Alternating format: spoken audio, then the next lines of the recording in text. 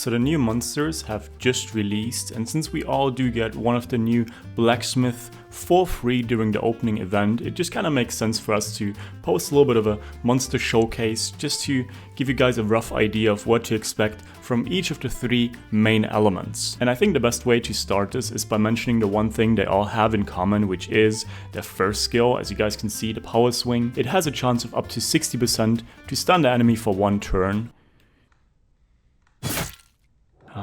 Her first skill doesn't hit for anything though. So as you guys can see, even if you do decide to put that monster on a rage set, it's not gonna do that much. But as always in life, it's not just about how hard you can hit. It's about how hard you can get hit and keep moving forward. Now I'm just kidding. They are all supports, so in that regard, they're just gonna amplify whatever the rest of your team does. And on that note, let's just start talking about all of the different elements. Now let's start off by talking about Celine, because I feel like her monster design is kind of the simplest out of the 3, with her second skill being an AoE armor break and attack break with a 50% chance, and also it does have a 30% chance to activate Great, which pretty much just guarantees that those debuffs do get landed. Now all of that does sound pretty good on paper, but what makes her really special is her passive, which pretty much increases your accuracy whenever you miss a harmful effect, and it increases your resistance whenever you get hit by a harmful effect. The long story short, she thrives on longer fights where her passive really does get to stack and just kind of improve the activation rate on all of your monsters, which also does allow you to not care too much about stats such as accuracy and resistance, which is always a good thing. Now the next monster in line is going to be Miriam, which pretty much does the exact opposite on her second skill. So she does buff attack power and defense to all of her allies for 2 turns. And we do also have a 30% activation rate onto Great, which also does add a shield onto those 2 buffs. But like Celine, she really only shines when you look at her passive, which this time around, it improves the efficiency of attack power, defense and attack speed buffs. So keep in mind it's a passive, it doesn't need to be her attack buff, it just needs to be on your allies to get amplified. And I'm gonna hit the Bella, and we're just gonna see how much damage this does, and then the next one is gonna be with just a random armor buffer.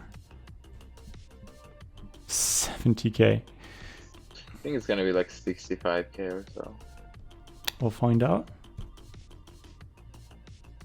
Yeah, 59k, that's Wow. actually, that's 11k more, holy moly.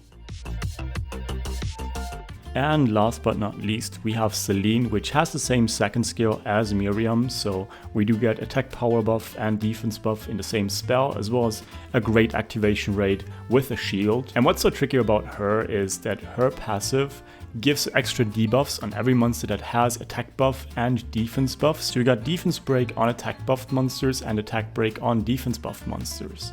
So let's just buff up right here and see what we can do with this team comp. And I'm gonna just try and armor break, I guess the Vigor, and we get it, which is really good. And let's just see if we can kill him with this one right here already. We popped the passive at least, which is pretty good. Nice. Okay, I'm gonna go for the freeze instead of the, maybe get an armor break. We get it, guys.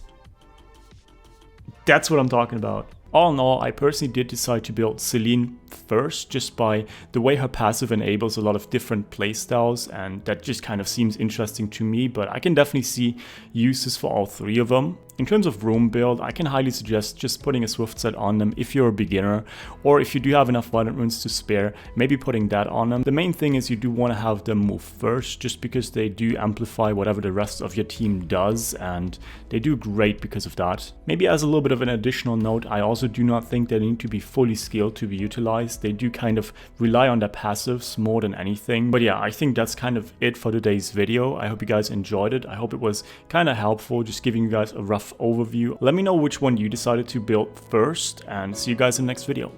Bye!